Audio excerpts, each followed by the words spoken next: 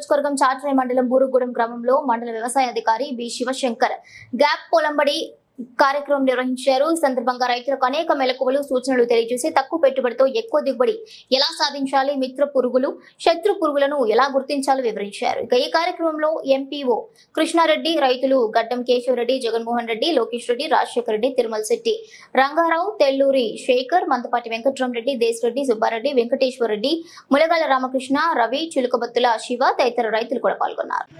అందరికీ నమస్కారం అండి. ఈరోజు చాట్రాయి మండలంలోని బూరుగుగూడెం గ్రామంలో మనం గ్యాప్ పొలంబడి కార్యక్రమాన్ని రైతులకి శిక్షణా కార్యక్రమం ఏర్పాటు చేయడం జరిగింది. దీంట్లో భాగంగా బూరుగుగూడెంలోని మనం ఎంచుకున్న పొలంబడి రైతులు వారిని అందరినీ కూడా పొలంబడి సమక్షంలో వారికి పంట పండించే విధానంలో అయితే మనకి రాష్ట్ర ప్రభుత్వం పొలంబడి కార్యక్రమం ద్వారా రైతులకి ఏ విధంగా వారి యొక్క పెట్టుబడులు తగ్గించుకొని నాణ్యమైన ఉత్పత్తుల్ని సాధించే దిశగా ఈ పొలంబడి కార్యక్రమం ఏర్పాటు చేయడం జరుగుతుంది. దీంట్లో ఉండే మనకి ఈ ఖరీఫ్ సీజన్కి సంబంధించి శిక్షణా తరగతులు ప్రతి వారంలో మేము ఇక్కడ ప్రతి వారానికి ఒక రోజున ఇక్కడ మేము రైతులకి శిక్షణా తరగతులు ఇవ్వడం జరుగుతుంది. దీంట్లో ముఖ్యంగా రైతునే స్వయంగా ఎటువంటి చర్యలు తీసుకోవాలి, వారు ఏ విధంగా నాణ్యమైన దిగుబడులు సాధించాలి, శత్రు పురుగులకి మిత్ర పురుగులకి తేడా ఏంటి, వాటి ఎంత నిష్పత్తిలో ఉంటే మనం పురుగు మందుల యొక్క ఆవశ్యకత ఉండదు అనే దాని మీద, అలానే సహజంగా మనకి లభ్యమయ్యే మన ఆరు బయట ప్రాంతాల్లో పంట పొలాల్లో లభ్యమయ్యేటటువంటి సహజ సిద్ధ వనరులతోటి రైతుకి పురుగు మందుల ఖర్చులు, ఎరువుల ఖర్చులు తగ్గించుకొని వారు బీజామృతం, జీవామృతం, అలానే నీమాస్త్రంతో ఈ రసం పీల్చే పురుగులను కానీ వీటిని డెమోల రూపంలో చూపించి రైతులకి వారినే ఉత్తీర్ణత పొందే విధంగా వారే డెసిషన్ తీసుకొని ఖర్చు తగ్గించుకొని నాణ్యమైన పంట దిగుబడి సాధించే విధంగా మేము శిక్షణలు ఇవ్వడం జరుగుతుంది. అంతేకాకుండా ప్రధాన ఉద్దేశం ఈ గ్యాప్ పొలంబడిలో ఏదైతే రైతులను ఎంచుకున్నామో ఆ రైతుల్ని మనం FPO కూడా అనుసంధానం చేయడం జరుగుతుంది. ఎవరైతే రైతులు ఇంట్రెస్ట్గా ఉన్నారో వీళ్ళు FPO ద్వారా మనకి ప్రభుత్వం ఇండి గ్యాప్ సర్టిఫికెట్ అనేది కూడా ఇవ్వడం జరుగుతుంది. సో ఈ రైతుల్ని మనం పూర్తిగా శిక్షణ ఇచ్చి వీరి ద్వారా ఇంకొక 50 మందికి 100 మందికి ఖర్చు తగ్గించుకొని నాణ్యమైన దిగుబడులు ఎలా సాధించాలనే దాని మీద మేము ఈ రైతులకి శిక్షణ ఇవ్వడం జరుగుతుంది. అంతేకాకుండా ఈ పురుగు మందుల యొక్క ప్రభావం మానవాళి మీద ఎలా ఉంటుంది, వాటి సైడ్ ఎఫెక్ట్స్ ఎలా ఉంటుంది అనేది కూడా వీళ్ళకి డెమోల ద్వారా మేము తెలియజేయడం జరుగుతుంది.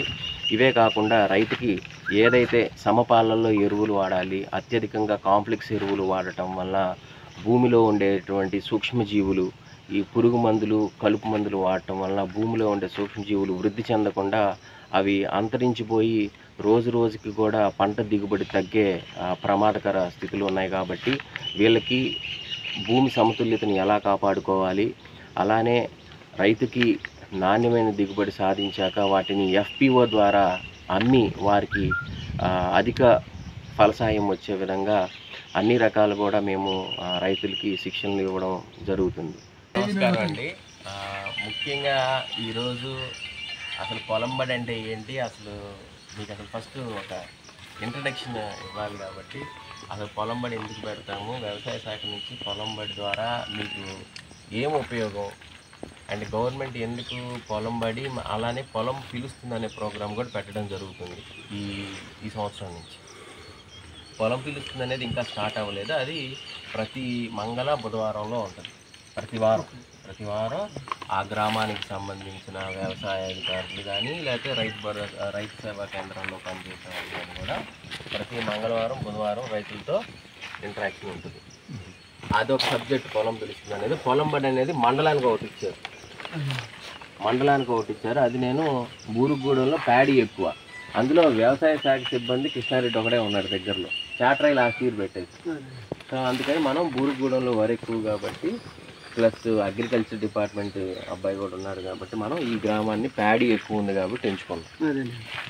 మెయిన్ పొలంబడి ముఖ్య ఉద్దేశం ఏంటంటే ప్రధానంగా రైతులకి నాణ్యమైన దిగుబడి, అంటే ఖర్చు తగ్గించుకొని మీరు ఏదైతే పెట్టే ఖర్చు ఉందో ఆ ఖర్చు తగ్గించుకొని లోకల్గా ఉండే మనం పంట పండించుకునేటప్పుడు ఏ అయితే మిత్ర పురుగులు ఉన్నాయి, ఏ శత్రు పురుగులు ఉన్నాయి. కొంతమందికి ఏదో ఉపయోగపడే మిత్ర పురుగు, పంటకు ఉపయోగపడే మిత్ర పురుగు, ఏది శత్రు పురుగు అనేది తెలియదు. అలానే పంటలో అధికంగా కాంప్లెక్స్ ఎరువులు వేయడం వల్ల ఒక రైతు ఎంత లాస్ అవుతున్నాడు అనేది నేను ఫస్ట్ బ్రీఫ్ ఇస్తున్నాను. పొలం బడి అని అంటే మనం ఎందుకు పెడుతున్నామో, ఈ సీజన్లో మనం రైతులకి ఏ విధంగా ఈ పొలం బడి ద్వారా శిక్షణ ఇవ్వబడుతున్నామో ఆ వివరణ ఫస్ట్ మీకు తెలియజేయడం కోసం ఫస్ట్ బ్రీఫ్గా చెప్తా. ఒక్కరోజే మొత్తం మొదలు పెట్టేసాను అనుకోండి, మీరు ఇంకా రారు. విడతల వారీగా స్టెప్ బై స్టెప్ ఏం చేయాలో కూడా మేము చెప్తాం.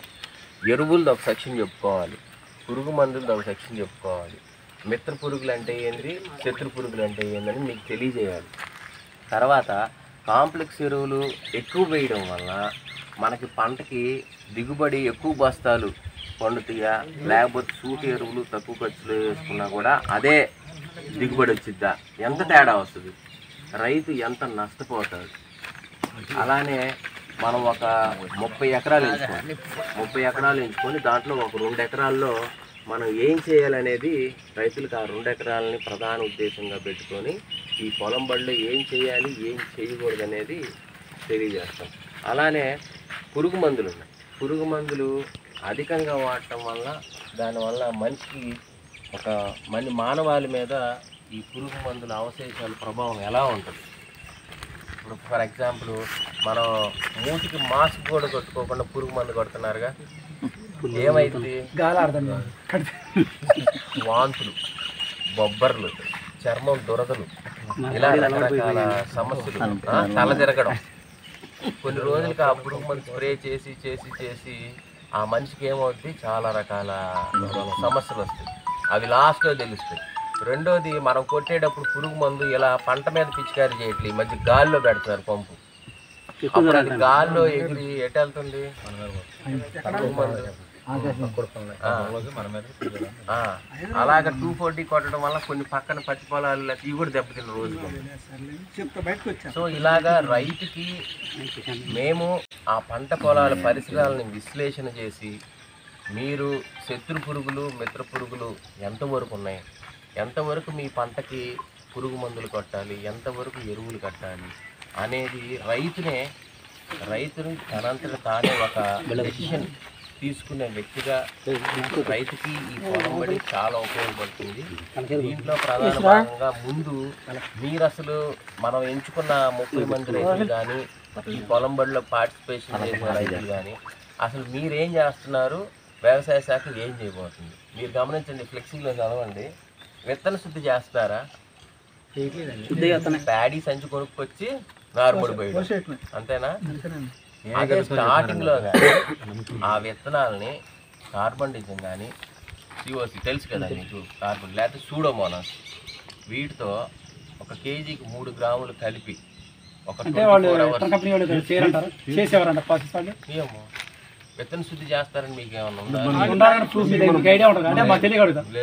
బ్రాండెడ్కి వెళ్తారు. బ్రాండ్కి వెళ్ళి మిగతా అన్ని మీరు ఆలోచించండి. ప్యాడీలో ఎక్స్పెక్ట్ చేయకండి, ప్యాడీలో ఎక్స్పెక్ట్ చేయదు. ఎందుకంటే ప్యాడీలో నాణ్యమైన విత్తనం ఇస్తారు. ఏది, సర్టిఫైడ్ సీడ్, సర్టిఫికేషన్ ఉంటుంది చూసారా. విత్తన శుద్ధి కూడా చేయబడిందని రాష్ట్రం కదా. జర్మినేషన్ పర్సెంటేజ్ వేరు, విత్తన శుద్ధి ఫైనల్ జర్మినేషన్. ఇప్పుడు మనం ఏంటంటే ఒక బ్యాగ్ తెచ్చుకుంటాం, మీరు వరి దాని మీద తెచ్చారనుకోండి, దాని మీద ట్యాగ్ ఉంటుంది కదా, ఏ రకం, వ్యాలిడేటు, ఎవరిచ్చారు, దాన్ని మనం ఫస్ట్ ఏం చేస్తాం, జర్మినేషన్ చేసుకుంటాం. అదే మనం కావాలి జర్మినేషన్ టెస్ట్ చేసుకోవాలంటే రైతు ఏం చేయాలంటే ఒక 100 విత్తనాలు తీసుకొని, లేకపోతే గుప్పుడు తీసుకొని మట్టిలో కానీ వేసుకుంటే బాగా మొలిసినాయి అనుకోండి, అప్పుడు ప్రధాన పొలంలో నార్మల్లో వెళ్ళాలి రూల్ ప్రకారం అయితే. కానీ మనం ఏంటంటే నమ్మకం, వరి మొలకలు ఉన్నదిలే నమ్మకం.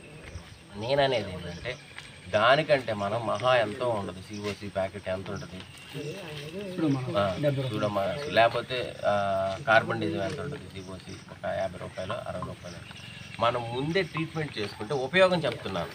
సీడ్ ట్రీట్మెంట్ కానీ మనం చేసుకుంటే ఆ బస్తాలో ఆ ప్యాకెట్ పొడి నైట్ వేసేసి అటు ఇటు కుదిలిచ్చి ఉదయాన్నే, కానీ మనం నార్మల్ వేసుకుంటే ఉపయోగం ఏంటంటే మనకి ఏ అయితే విత్తనాల మీద మనకు తెలియదు, మనం ఒక బస్తాలో ధాన్యం చూడగానే గోల్డ్ లాగా మెరిసిపోతుంటుంది. రెపరెపలాడుతుంటది కదా, బంగారం లాగా గోల్డ్ లాగా కర్రకర్రం అంటుంటది సీడ్. కానీ ఆ కరకరమని బంగారం లాగా మెరిసే సీడ్ మీద మైక్రోస్కోప్ పెట్టి చూస్తే ఎన్నో రకాల మార్కెట్లో పురుగు మందులు కొంటాం కదా, ఈ మార్కెట్లో పురుగు మందులు కొన్నప్పుడు మీరు గమనించండి, డబ్బాలు వెనక రెడ్ కలర్ ఉంటుంది, ఎల్లో ఉంటుంది, బ్లూ ఉంటుంది, గ్రీన్ ఉంటుంది. రెడ్ అనేది అత్యంత ప్రమాదం, అంటే ఇది తాగితే మనిషి ఆల్మోస్ట్ ఆల్ డేంజర్ అనమాట. తర్వాత దీనికంటే తక్కువ బ్లూ, ఇది మధ్యస్థం. తర్వాత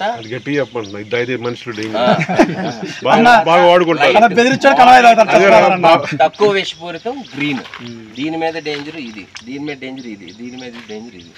అంటే ప్రమాదం అత్యధిక ప్రమాదం, మధ్యస్థం, తక్కువ. సో దీన్ని బట్టి రైతులు మనం పురుగు మందు కొట్టేటప్పుడు కూడా జాగ్రత్తలు తీసుకోవాలి.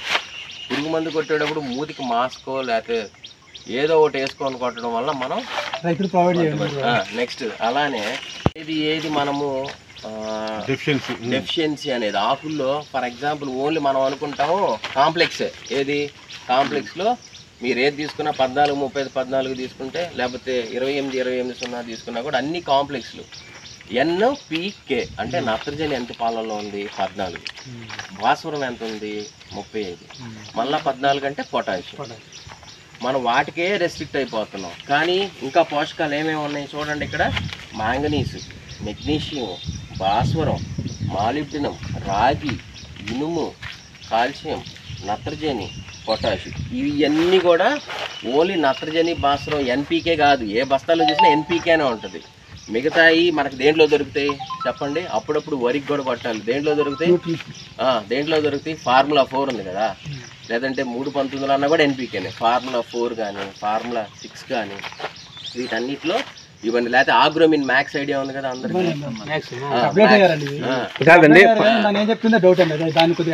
అది బ్యాక్టీరియల్ విల్టా లేకపోతే అలాగా నాకు డౌట్ ఎందుకు నేను నిన్ను వెంటనే నీకు చెప్పట్లేదంటే, ఈ 2 ఉన్నాయి. మొక్కదనుకోండి, నువ్వు చెప్పకపోయినా నాకు అర్థమైపోయిద్ది.